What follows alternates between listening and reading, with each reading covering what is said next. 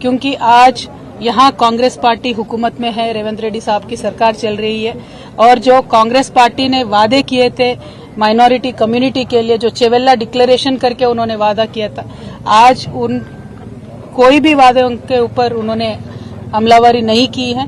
तो मैं यहाँ से डिमांड करती हूँ रेवंत रेड्डी साहब को, आप चेवेल्ला डिक्लेरेशन को इमीडिएटली अमल कीजिए। आप पे कोई भरोसा नहीं करने वाला था, इसीलिए आप लगातार गांधी फैमिली को तेलंगाना पे लाते रहे और उनके भरोसे पे थोड़े यहाँ पे लोग भी आपको वोट दिए।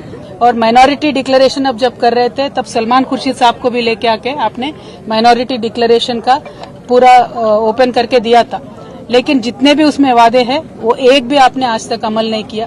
आपने बजट के बारे में बात किया, जो माइनॉरिटीज को, मुसलमानों को इस बार बजट में दिए उसमें 4% भी आज तक आपने खर्च नहीं किया। और जो आप ये अलगा व्यवहार माइनॉरिटी कम्युनिटी से कर रहे हैं, हम इस पे बिल्कुल भी खुश नहीं है, या माइनॉरिटीज भी खुश नहीं है। तो मैं आपसे यही डिमांड करती हूँ कि इमीडिएटली आप माइनॉरिटीज के जितने भी वादे हैं वो निभाइए। इस साल का बजट आपने 3000 करोड़ दिया है, लेकिन खर्च सिर्फ 700 करोड़ आपने किया है। तो मेरा ये डिमांड है कि आप माइनॉरिटी कम्युनिटी के साथ दीजिए, क्योंकि केसीआर साहब जब यहाँ पे थे पिछले 10 सालों में कम्युनल वायलेंस का एक भी इंसिडेंट नहीं हुआ था, लेकिन ये एक साल में जितने कम्युनल वायलेंस के यहाँ पे इश्यूज हुए हैं, ये देख के बहुत एक दर्द होता है हम सबके दिलों में, क्योंकि एक अमन और चैन के साथ तेलंगाना रहता था, एक गंगा जमुना तहजीब को हमने कायम करके रखा था।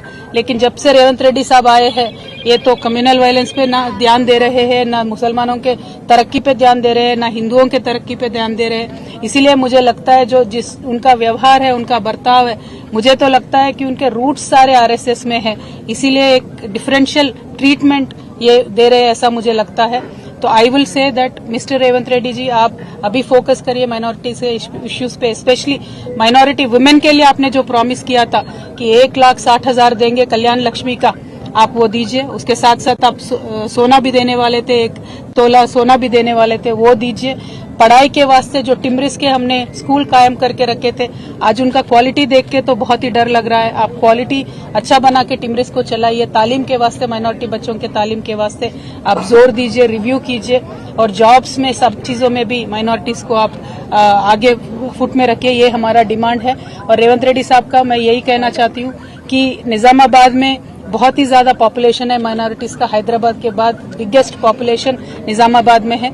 तो यहाँ लेकिन आज तक भी कुछ भी बजट निजामाबाद में आया नहीं है। यहाँ से शबीर अली साहब भी है, उन्होंने कंटेस्ट भी किया, लेकिन शबीर अली साहब ने भी कुछ भी जोर नहीं दिया, 1 भी रुपया निजामाबाद के लिए एडिशनली यहाँ पे नहीं आया है। तो मैं आपसे यही डिमांड करूंगी और लगातार मैं यही कहते रहूंगी कि जो भी कम्युनल इश्यूज है उन सब पे आप जोर दीजिए, चाहे वो जयनूर का इश्यू होने दीजिए या कुछ भी इश्यू होने दीजिए, उस पे जोर दीजिए और शांति कायम करके रखिए। Thank you.